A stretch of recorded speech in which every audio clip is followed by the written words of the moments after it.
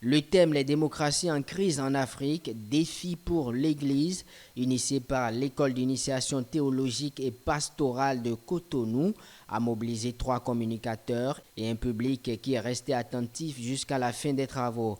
Dans son exposé, le communicateur principal renseigne que les crises répétitives conduisant au putsch observé dans plusieurs pays africains ont une cause qui en réalité est l'État. L'État africain n'existe pas en tant qu'institution.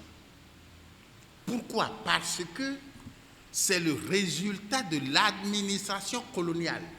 Mais nous avons fonctionné à peu près comme l'administration coloniale, très centralisée, autoritaire.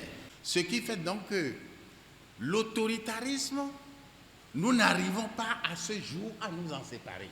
Celui qui tient au pouvoir en Afrique, vous l'observez bien, il n'hésite pas à vous dire, avec ce que tu as, c'est très bien, mais pour l'instant, c'est moi qui suis là. Voilà, et je ferai ça comme ça. Il ne se réfère pas à une institution, il ne se réfère pas à une règle.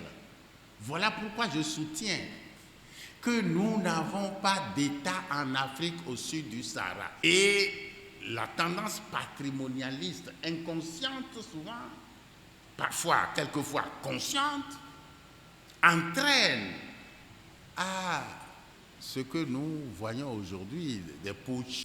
La première source des coups d'État en Afrique, selon Maître Robert Dossou, est donc liée à la conception de l'État sous nos cieux.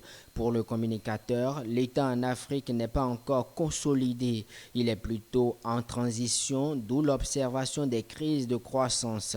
L'ancien président de la Cour constitutionnelle, tout comme les 2 autres communicateurs, précise que la solution face à ces crises est détenue par l'homme et c'est à ce niveau qu'interviennent les églises, dont l'Église catholique.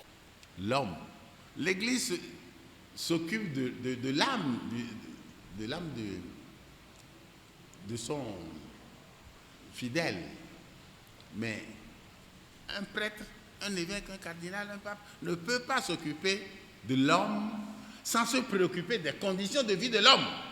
L'amour, aimer son pays, aimer son continent, aimer l'Afrique, c'est un élément qui est au carrefour de la pensée politique et de la croyance, de la foi, de la religion. C'est un élément important.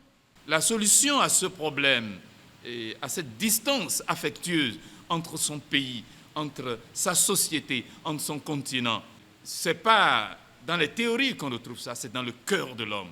Quelqu'un a posé la question, est-ce que le chrétien doit s'engager en politique? Le chrétien est obligé de s'engager en politique. Parce que le Christ n'a pas dit que vous devez aller dans ce domaine, vous n'irez pas dans ce domaine. Il n'a pas dit ça.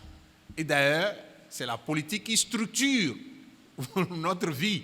Pour éviter qu'on ne vole pas, il vaut mieux que vous soyez en position où on prend les décisions. La soirée théologique initiée par l'École d'initiation théologique et pastorale de Cotonou a permis de rappeler le rôle stratégique joué par Monseigneur Isidore de Souza dans l'avènement de la démocratie au Bénin en 1990.